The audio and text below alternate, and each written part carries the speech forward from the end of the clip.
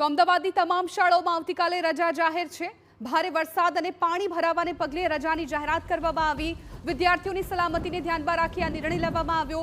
અમદાવાદમાં શાળાઓ બંધ રાખવાનો કલેક્ટરનો નિર્ણય। વરસાદી પરિસ્થિતિને પગલે વિદ્યાર્થીઓને રાહત।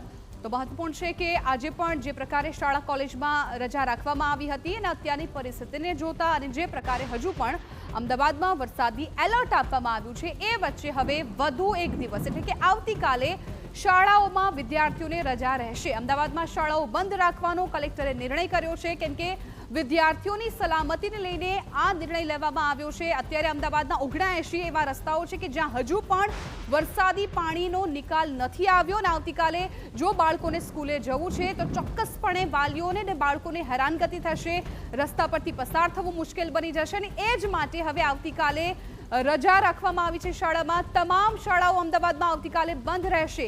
ભારે વરસાદ અને પાણી ભરાવાને પગલે રજાની જાહેરાત કરવામાં આવી છે।